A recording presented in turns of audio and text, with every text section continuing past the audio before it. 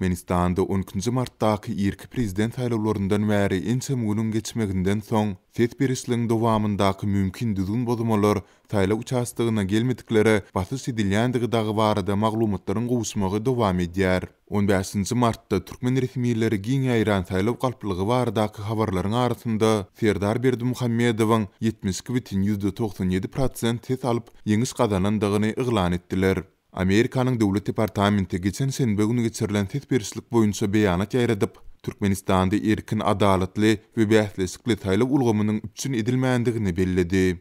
Azatlyň Lewap vilayatyndaky habarçysy soňky günleriň dowamynda Sewitin saýlawçylarynyň onarçysy bilen söhbetdeş bolup, olaryň saýlaw günündäki tejribeleri bilen gyzyklandy. Onun sözlerine göre saýlaw gününün öňýany ýylady arasynda Hamala Serdar Berdimuhammedow prezident saýlansa, onun pandemiýa sebäpli çäklendirilen halkary uçur gatnawlaryny ýola goýjakdygy barada tasdiklanmadyk gep gurrunlar ýaýradylypdyr. Görnüşinden bu mışmışlar Serdar Berdimuhammedowa ses beriljakdigini üpçün etmek üçin ýöriýte ýaýradylany meňzeýär. Bu maglumatlar diňe adamlaryň öz aralarynda edýän gurrungyna esaslanýar, emma men onlarça töweregi adamyň hut şu gep gurrunga ynanyp ýeňici diýip yglan edilen kiçi Berdimuhammedowa ses berenligini bilýärin. Diýip habarçymyzyň atlandyrylmasylygyny soran söhbetdeşi 17 Mart'ta gurrun berdi. Azatlyk bilen söhbetdeş bolan ýerli tinçiler Türkmenistanyň ýürüýte gullyklarynyň ýylady arasynda gerekli mysmyslary ýaýratmak emeline öňden bäri bas urýandyklaryny belleýärler.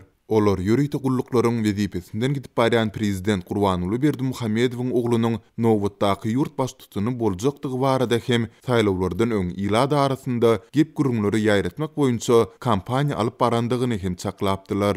Azatlyň Aşgabatdaky habarçylarda ses berişligiň öňýany saýlaw uçastyklaryna ses bermäge gelen pensionerlere ýürüýte sowutlaryň gowşuruljakdygy barada hem ýalan maglumatlaryň ýaýradylandygyny aýtdy.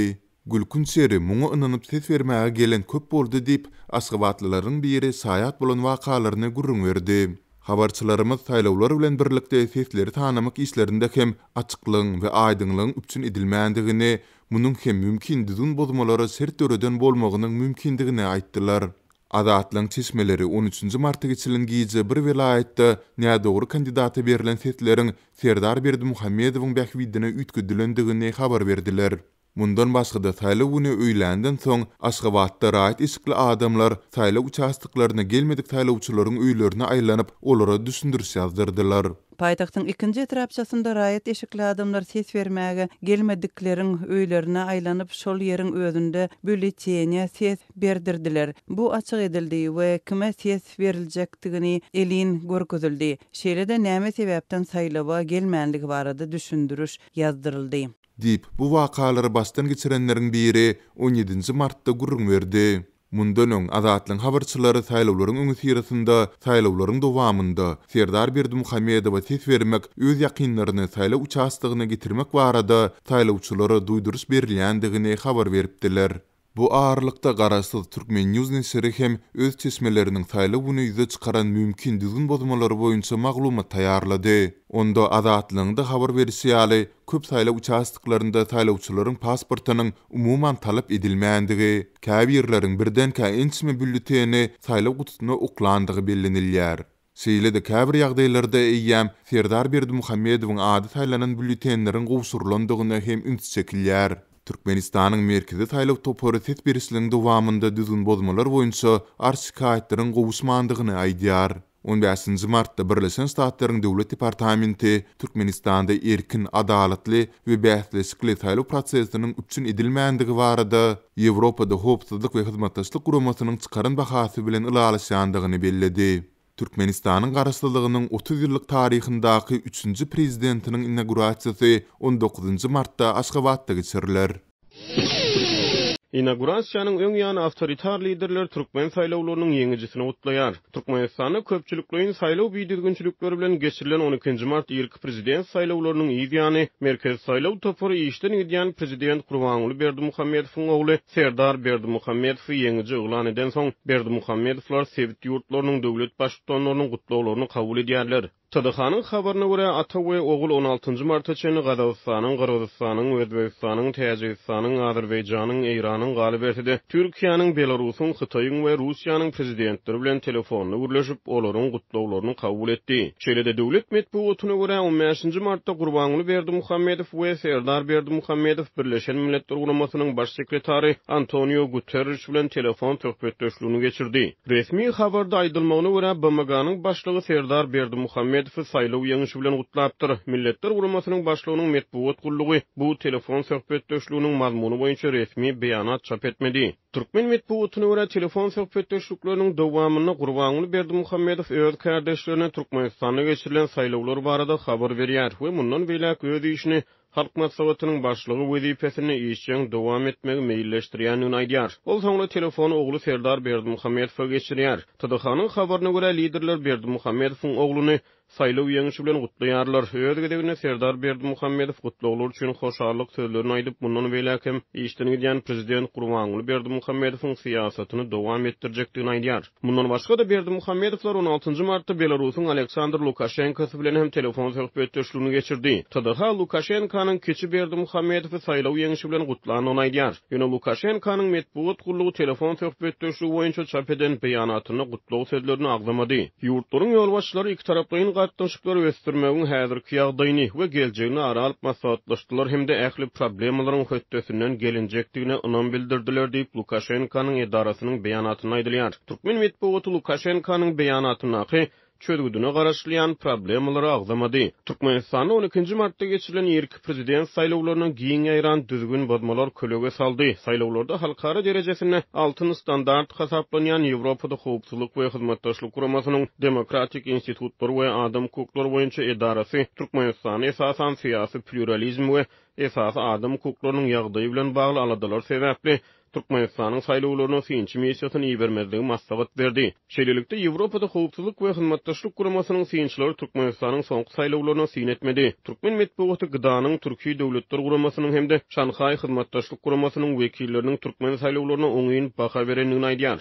Adatlyň habarçylary saýlawlarda ýol berilen biýdirgünçülükler, saýlaw bileçenlerine seslerin üýtgedilmegi, bir adamyň bir näçe adama ses bermegi, saýlawçylardan Serdar Berdimuhammedow ses berilmeginiň talap edilmegi ýaly düzgün bozmalar barada habar berdiler. Galyp etse Türkmenistanyň döwlet mediýasy reýisleri saýlaw mövsüminiň dowamyna Serdar Berdimuhammedow öňe çykardy. Ýurdun syýasy sahnasyna ozal tananmadyk beýleki 8 dalaşgar Türkmen hökümetiniň tanqidçilari tarapyndan saýlawlara kanuny öwüşgün çaýmak üçin orta çykyrylan aktyorlar atlandyryldy. 15-nji martda Başanyň döwlet departamenti Türkmenistana geçirilen saýlawlar boýunça beýanat çap etdi. Beýanat Birleşen Ştatlaryň Türkmenistana erkin, adalatly we bäsleşikli saýlaw prosesiniň üpçün edilmänligi barada Ýewropada howpsuzlyk we hyzmatdaşlyk guramasynyň demokratik institutlary we adam hukuklary boýunça edarasynyň çykaran bahas bilen ýalaşýanyny ma'lum etdi. Şeýle-de Başanyň döwlet departamenti Türkmen hökümetini Ýewropada howpsuzlyk we hyzmatdaşlyk guramasy edarasynyň ýurtda saýlaw ulgamyny ösdürmek boýunça berýän teklipnamalaryny berja etmäge çagyrdy. İşden gidýän prezident Gurbanuly Berdimuhammedowyň ogly Serdar Berdimuhammedow saýlaw ýeňişi bilen gutlan daşary ýurt döwlet başlyklary şowsany Aleksandr Lukashenko, Vladimir Putin, Xi Jinping, Recep Tayyip Erdoğan, Emomali Rahmon we beýlekler öz ýurtlaryny hem demokratik gymmatlyklary äsgermeýän awtoritar liderler hökmüne giňen tanalýarlar. Türkmenistanda daşary ýurtlardan getirilen azyk önümleriniň wagty epesli ýokurlandy. Ilki bilen Rus önümleriniň narhy göterildi. Ukrainadan getirilen önümler paýtagtyň dukanlaryndan gitdi. Bahalaryň ýokurlanmagy ilkinji nowatda ortatda öndürilen un, şeker we özümlük ýagyna täsir etdi. Bu arada habar berýän Azatlyň habarçylarynyň maglumatlaryna görä, haritlaryň bahasy ortaça 20% çenli ösüpdir. Russiýanyň ýurtdan azyk önümleriniň eksport etmegine girden gadagynçylygynyň ýygyny Türkmenistanda bu haritlaryň bahasy 15-20% ýokurlandy. Türkmen bazaryna harit getirýän telekiçiler häzir öňden bar bolan zapaslaryny satýarlar. Dip Türkmenistanly çeşmelerimizin biri aýtdy. Türkmenistan Gazawstanyň we Orsetden uny import edýär. Şeker ýurda Orsetden, Azerbaýjanyň, Hindistanyň we Iranyň getirilýär. Adatlyň habarçylary Orsetden we Azerbaýjandan import edilen şekeriň hem narh hem de hil taýdan deňeçerdigini aýdýarlar. Olaryň sözlerine görä fevral aýynda Orsetde öndürilen ýa-da Azerbaýjandan getirilen 50 kilogramlyk haltaly şeker 680 manada satylan bolsa 15-nji martda bir haltanyň bahasy 800 manada çenli ýokarlanypdyr.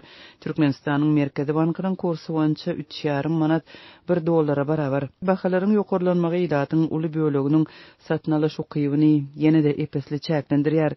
Türkmenistanyň ýaşaýjylary 2017-nji ýylyň gözünden bäri azyk krizisyny baştan geçirýärler. Bahalaryň häzir ýokarlanmagy Türkmenistanda prezidentlik saýlawlarynyň tamamlanan pursadyna gabat geldi. Häkimetler häzirki prezidentiň ogly Serdar Berdimuhammedowyň ýeňenligini elan etdiler. Bu döwürde Orsiýetiň Ukraina ýaragly çözmägi Moskwa garşy ykdysady sanksiýalaryň giridilmegine sebäp boldy. Şeýle-de Orsiýetiň özi käbir haritlaryň eksport edilmegine gadagançylyk girildi. 8-nji martda Orsiýet tarapyndan giridilen bu gadagançylyk esasynda hususan da Orsiýetde öndürilen şekeriň eksportyna ruhsat berilmeýär we gallanyň eksporty çäklendirilýär. Bu aralykda Azatlygyň Türkmenistandaky habarçylary Ukrainadan iýerilýän methe ýagynyň tekçelerden ýitirim bolandygyny habar berdiler. Ukraina öndürüjileri tarapyndan öndürilen 1 kilogram methe ýagy Türkmenistanda 1 kilogramy 70 manada satylýardy. Şeýle hem çeşmeler esasanym Ukrainadan getirilen alkogol içkileriniň bahatynyň ýokarlanmagyna garaşylýanlygyny aýdarlar. Orsiýetde öndürilen ösümlük ýagy hem şu wagtda çenli Türkmenistanyň içerki bazarynda agdyklyk edipdi. Türkmenistanyň hökümeti ýurdun ykdysadyýetynyň üstünlükli ösüşini ýygyderli eglan edip geldiler. Şol sandy ýylatyň azyp çynçylygynyň kadyrlygyny öňe sürdiler. Şol birakdyň özünde de soňky ýyllarda Türkmenistan azyk önümlerden şol sandy galla importynyň mukdaryny artdyrdy. Ýewraziýa ykdysady bileleşiginiň resmi habaryna görä 2020-nji ýylda Türkmenistanyň bileleşik agda ýurtlaryndan un importy ondan ýyly bilen deňeşdirilende 2,12 esse ýokarlanypdyr.